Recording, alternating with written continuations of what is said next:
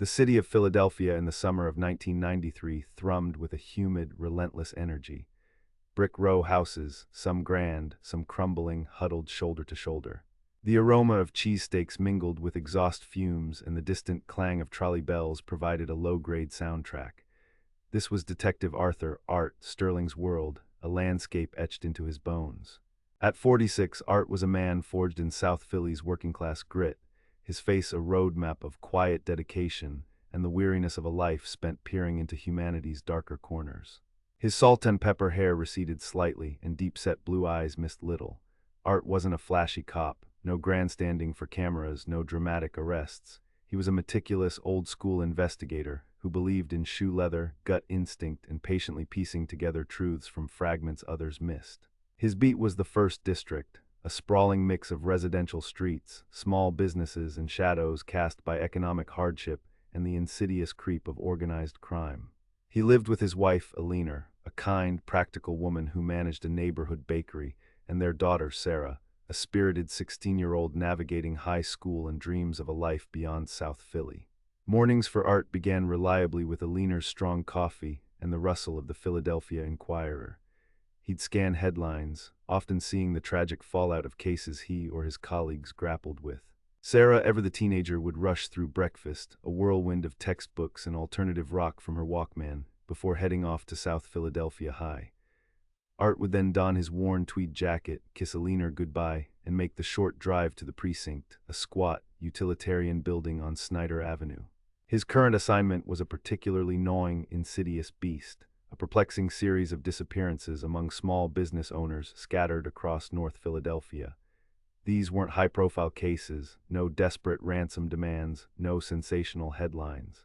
Just hardworking men and women, often immigrants who had poured their life savings into opening their own bodegas, dry cleaners, or diners, vanishing without a trace. Their businesses would often be found in disarray or sold off under dubious circumstances. The official narrative leaned towards personal failings, but Art's seasoned gut screamed something far more sinister. He suspected a highly sophisticated protection racket, one that didn't just demand money but absolute submission or eradication. They weren't leaving bodies, they were leaving gaping, unfillable voids. Another one, Art, his partner, Detective Mike McAllister, had gruffly announced a week prior, slapping a fresh file onto Art's overflowing desk. Maria Sanchez runs that little corner grocery on Germantown Avenue.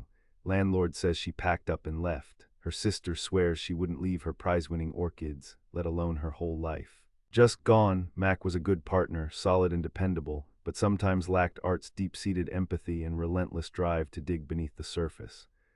Art had spent weeks, stretching into months, meticulously compiling these seemingly isolated cases, developing a chilling pattern.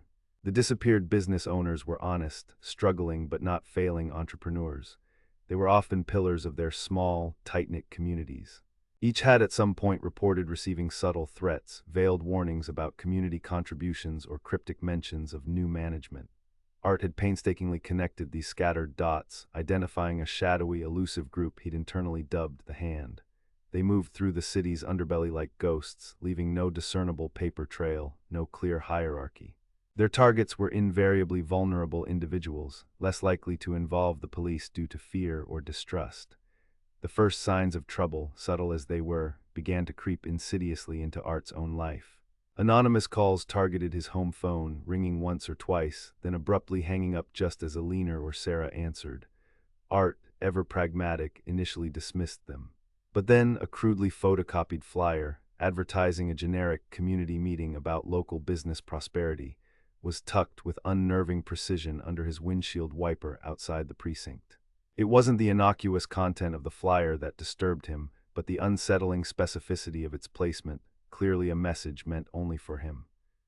The address for the meeting was in a neglected, industrial part of North Philly, at a dilapidated community center he'd been covertly investigating as a potential front for the criminal organization. A cold dread settled in his stomach. Eleanor, with the keen intuition of a loving wife, noticed his increasing preoccupation. He'd stare blankly at the television during dinner, his mind miles away. His sleep grew increasingly restless, punctuated by heavy sighs and muttered phrases. "You're working too hard, Art," she'd often say, her brow furrowed with worry, her hand gently resting on his arm. This case, it's eating at you. Art would offer a tired, forced smile, reassure her, but the unspoken truth was that this case was profoundly different.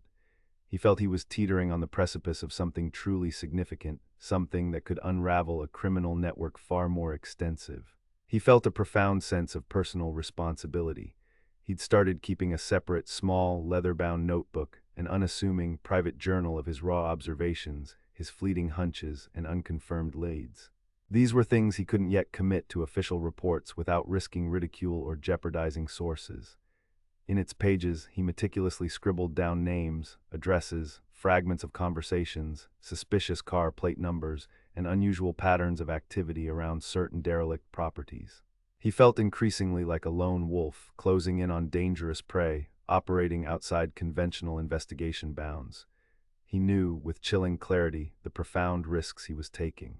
He'd seen firsthand what these kinds of organized crime groups did to those who dared to threaten their anonymity. One particularly humid evening, a week before his disappearance, Art stayed exceptionally late at the precinct. The aged air conditioning system hummed a lonely dirge in the cavernous, almost empty office. He was engrossed, hunched over a stack of outdated city planning maps, cross-referencing zoning changes with centuries-old property deeds and recent land transfers.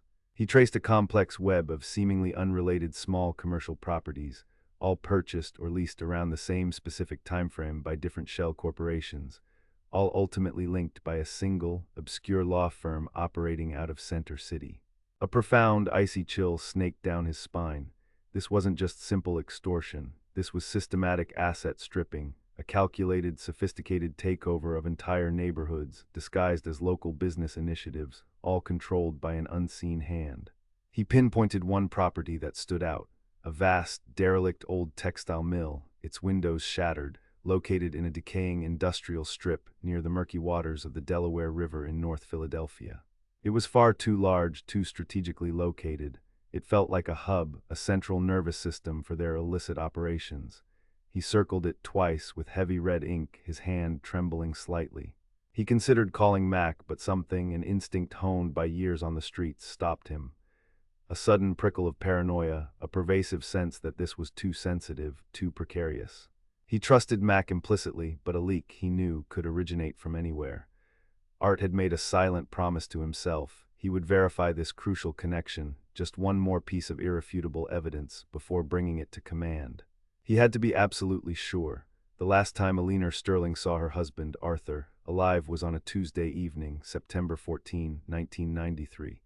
He'd called her from the precinct around 9 p.m., his voice tired but with an unmistakable underlying current of excitement and urgency. "Hey, love," he'd said, "I've got something truly big. I think I'm incredibly close to a break. Just gotta tie up one last loose end tonight. Don't wait up for me." Alina remembered the slight tremor, the unusual edge of urgency in his tone. She told him to be careful. He promised he would. He never came home. The next morning, the oppressive silence in the house was deafening. Alina woke to an empty, cold bed. His car, a reliable Ford Taurus, was conspicuously absent. She tried his pager, no response. His office line, no answer. Panic, cold and sharp, began to prickle. By 8 a.m., her hands shaking, she was calling the precinct. "He never came home," she told a bewildered desk sergeant, struggling to keep her voice from breaking. "Detective Sterling, Arthur Sterling. He left last night and he's simply not here." The initial response was swift, yet tinged with skepticism. Detectives didn't just vanish. Had he run off? Was it a deep cover operation? But those who truly knew Art scoffed. Art Sterling was as steady as the Schuylkill River. Mac, his face pale, immediately launched his own unofficial search, canvassing Art's known haunts, informants, and the locations related to his open cases. 3 agonizing days later, Art's Ford Taurus was discovered. It was found abandoned in a desolate, overgrown lot in North Philadelphia, not far from the old textile mill Art had circled. The car was locked, pristine. No signs of forced entry, no bullet holes, no blood. The interior was meticulously clean, almost eerily wiped down. His service weapon, a standard issue, .38 revolver, and his official police badge were conspicuously missing. There was no note, no message, just an eerie, perplexing void. The only anomaly, a single, forgotten coffee cup in the console, its contents long since dried. It offered no discernible clues. The investigation that followed was a whirlwind of frantic, often chaotic activity, fueled by the shock of a missing officer. Every available resource of the Philadelphia Police Department was mobilized. FBI agents eventually brought in, joined the desperate search. Helicopters crisscrossed the city, patrol cars scoured every alley and abandoned building. Divers plunged into the murky depths of the Delaware and Schuylkill rivers. The Sterling family endured agonizing, repetitive interviews, their raw grief exposed. Eleanor, outwardly stoic but inwardly crumbling, recounted their last phone conversation. Sarah, withdrawn and consumed by confusion and anger, clung desperately to the hope that her father would simply walk through the door. Weeks bled into months, leads dried up. The initial frenzy gave way to a grinding, frustrating stalemate. Without a body, without a single credible witness, without concrete forensic evidence of a struggle, and with a motive that remained vague, the case grew colder by the day. The official reports concluded presumed foul play linked to his ongoing investigation, but the utter lack of concrete evidence left a gaping, unfillable hole. Whispers about an inside job surfaced, but no proof ever surfaced. The institutional failures and technological limitations of the time became glaringly apparent. Lack of sophisticated DNA forensic tools, limited digital surveillance capabilities, and reliance on fragmented paper records meant crucial connections, if they existed, might have been inadvertently missed. Art's private journal was nowhere to be found. Eleanor had told detectives about it, but without a specific location or detailed description, it remained a tantalizing but ultimately phantom lead. The vast, derelict textile mill Art had circled was indeed searched, but it was an immense, decaying labyrinth. Nothing immediately obvious was found. The police department eventually, reluctantly, moved on. Other pressing cases demanded their attention, though a small task force theoretically remained, if increasingly disheartened. Life for Eleanor and Sarah fractured irrevocably. Eleanor, unable to bear the bakery's cheerful facade while her heart was shattered, eventually sold the business. They moved from their beloved South Philly home to a smaller, more anonymous apartment in West Philadelphia, seeking escape from constant reminders. Sarah, once vibrant, struggled immensely in school, her grades plummeting. The disappearance wasn't just a loss, it was a gaping, festering wound that refused to heal, a constant echo of what if and why me. She grew up carrying a gnawing sense of profound injustice, a quiet, simmering rage against the unknown forces that had stolen her father. She eventually went to college, studying criminology and forensic science, driven by an unspoken, deeply personal desire to understand, to maybe one day, finish her father's unfinished work. 10 long, agonizing years crawled by. The calendar flipped relentlessly from 1993 to 2003, bringing a new millennium, new technologies, and a fundamentally different approach to old mysteries. Sarah, now a bright, determined 26-year-old woman, was making a name for herself as a sharp analyst for a private investigative firm in downtown Philadelphia. Eleanor, a decade older, had managed to find a fragile, hard-won peace, but the vibrant light in her eyes remained subtly dimmed. Art Sterling's case was a cold file, gathering dust, revisited only by the occasional true crime enthusiast or a rookie detective on a slow week. The city had changed dramatically around them, but some scars remained. Then, in the sweltering, oppressive heat of August 2003, the decade-long silence was abruptly, dramatically shattered. A construction crew, tasked with demolishing a dilapidated, structurally unsound row house in North Philadelphia, specifically, a long-abandoned property adjacent to the old textile mill Art had once circled, made an astonishing discovery. The building, a crumbling relic that had stood empty for decades, was part of a block slated for a new urban renewal project. As heavy machinery, a roaring excavator, tore through a load-bearing wall on the ground floor, something clattered down from a hidden cavity within the old brickwork. It wasn't merely random detritus. It was a small, crudely constructed wooden box, stained dark with age, meticulously sealed with hardened tar and old, rusty nails, tucked away with painstaking care behind a loose brick in the wall's interior. It was a time capsule of dread. The foreman, a grizzled veteran of Philly's construction sites, recognized the anachronistic nature of the box and the meticulous way it had been hidden. He immediately halted demolition and called the Philadelphia Police Department. The responding officers, initially skeptical, approached with caution, their curiosity piqued. Inside the grimy, tar-stained box, carefully wrapped in several layers of brittle oilcloth, they discovered 2 items. A tarnished yet unmistakably authentic Philadelphia Police Department detective's badge, its silver slightly dulled but clearly bearing the etched name Arthur Sterling, and next to it, a small, leather-bound notebook, its pages slightly water-damaged around the edges but remarkably intact, its faint lines of ink still legible. This was the moment, the long-sought, almost mythological breakthrough, the ghost of a clue resurrected from a forgotten wall. The discovery sent immediate, seismic ripples through the entire Philadelphia Police Department. Old case files were pulled out, their faded covers betraying their age. The notebook, Art Sterling's private, clandestine journal, was carefully transported to the forensics lab, handled with reverence, its long-kept secrets finally about to be unveiled. Forensic experts, employing cutting-edge techniques unimaginable in 1993, meticulously examined every inch, digitizing every single handwritten word. Art's distinctive handwriting filled the pages, a chilling chronicle of his final, perilous weeks. He detailed his growing suspicions about the hand, revealing their true, terrifying nature. Not merely a localized protection racket, but a sophisticated, multifaceted criminal enterprise involved in large-scale illicit drug distribution, intricate money laundering schemes, and horrifying human trafficking operations, all cleverly operating under the guise of legitimate business acquisitions. The protection racket, he had deduced, was merely a front, a brutal, efficient mechanism to acquire properties cheaply and silently, expanding their insidious network of safe houses, stash locations, and illicit enterprises across the city and into the surrounding tri-state area. He wrote about the profound frustration of navigating police bureaucracy, the difficulty of definitively proving connections in an organization so adept at disappearing. He also noted the subtle shifting of power within the group and the emergence of a new, ruthless figure at its head. The journal entries chillingly confirmed his growing paranoia. He knew with a certainty that permeated his writing that he was being watched. He'd even identified a few low-level enforcers who seemed to be tailing him. The entry dated September 13, 1993, the day before he vanished, detailed, in agonizing precision, his audacious plan to meet a high-level informant that very night.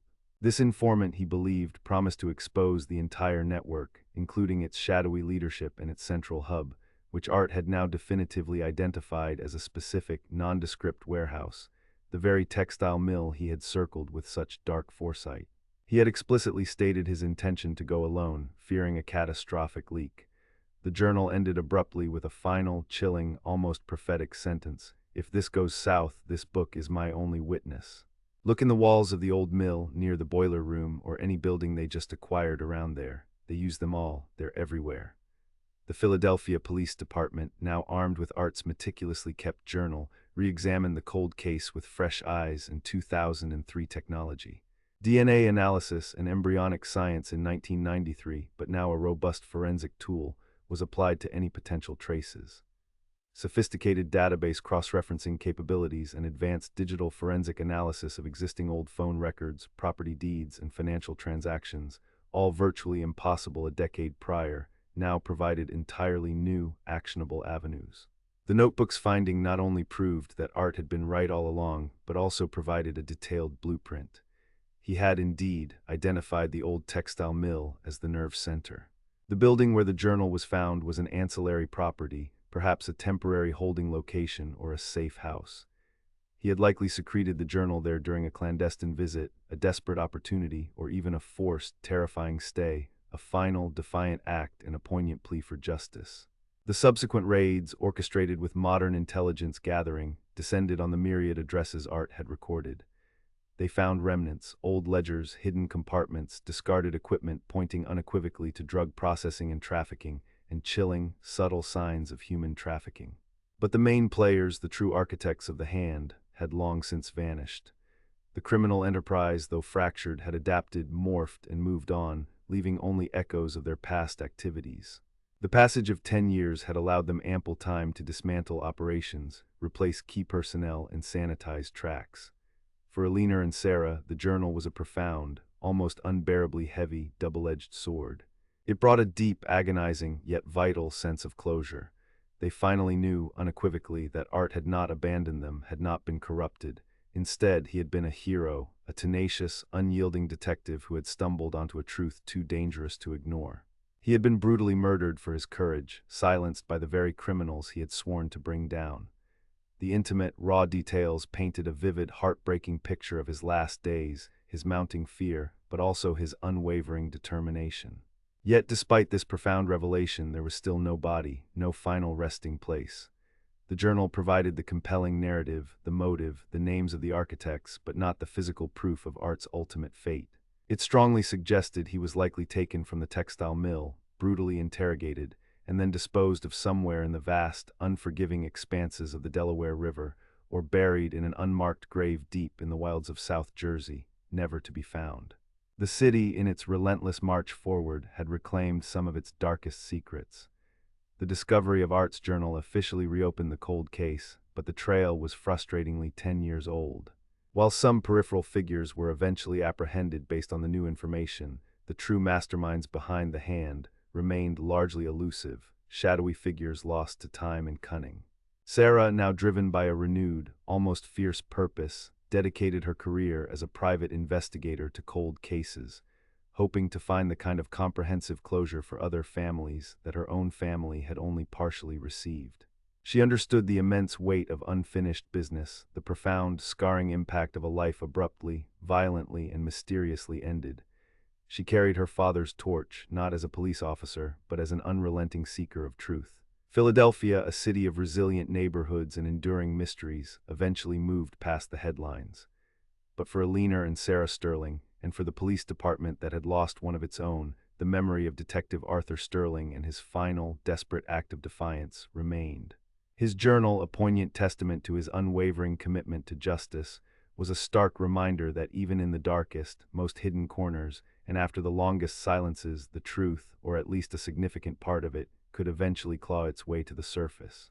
It was a chilling testament to the unseen, malevolent forces that preyed on the vulnerable, and the quiet, often unacknowledged heroism of those who dared to stand against them, even if it cost them absolutely everything. The old textile mill, the silent witness, was eventually demolished, replaced by a gleaming new apartment complex, physically erasing the grim landmark, but not the indelible memory of the terrible secrets it had held. This was a whisper from the grave, a final, urgent warning from a detective who simply wouldn't be silenced, not even by death itself. His legacy was the haunting, bittersweet realization that some evils truly run deep, and sometimes, even 10 years isn't enough to fully unravel their complex, deadly threads.